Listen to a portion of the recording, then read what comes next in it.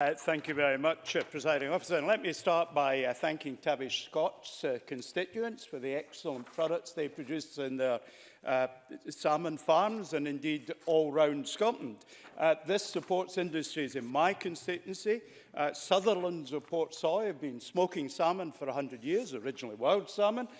Now we have the the salted salmon being smoked with shavings from whisky casks to produce that marriage made in heaven, the taste of whisky on the smoked salmon, which I so enjoy, particularly if it's not Glendevron or Glenglassaugh in my constituency. Now, there's a fiction is running through quite a lot of the debate, and the fiction is that the producers of farmed salmon like lice on the fish. No.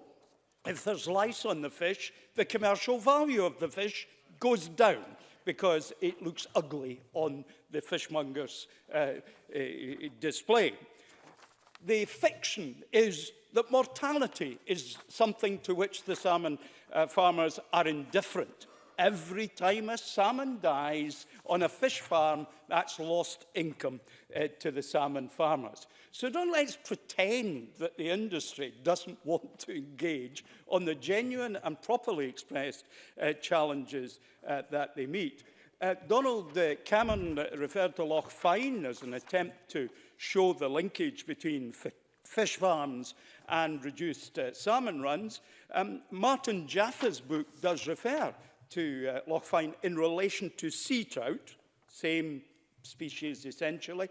And the three rivers that go into Loch Fyne, the one with the greatest reduction is the one where the fish don't swim past the fish farms. The one where they have to swim past all the fish farms has seen the least reduction. There are many, many causes of reduction in the number of salmon in the wild environment. There are many things that affect both salmon farms and the wild environment. When I and my brother were water bailiffs for the Tay Salmon Fisheries Board in 1968, the whole talk of that season and previous seasons was in the reduction of fishing. Why did that happen? Well, there was illegal exploitation. We experienced as bailiffs dynamite, hang nets and sniggering. I actually arrested somebody for sniggering on the island in Perth, which is an illegal method of catching fish. We had the Klondikers from Russia sitting in Loch Broom with their own vessels out there catching salmon offshore, when the limits, of course, were 3 miles and 12 miles, not the 200 miles that we experience today. We had predation from things like seals. The closing of the wee Bankie, the Sprat fishery out in the North Sea in the 1970s, caused a quadrupling in the number of seals in the North Sea. And guess what? Seals like eking salmon.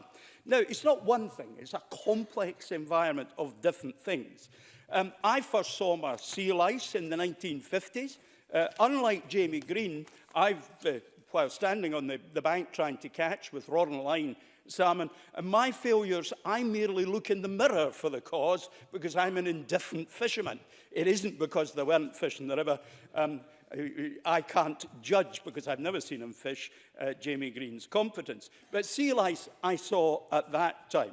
We've got crayfish in our rivers that consume almost anything that is there. You now have rivers where there's nothing but crayfish left in the rivers. We've had acidification of rivers because of the artificial fertilizers that are running off farmland. We've got rising temperatures in rivers. We've got clearing of vegetation on the edge of rivers that is allowing pollution and cattle on the edge. The products of the cattle being there are going into the rivers.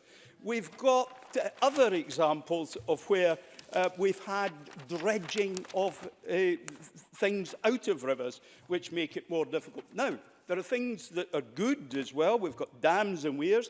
The Pitlochry Fish Ladder, famous for supporting the proper passage of the river up. We've other examples elsewhere.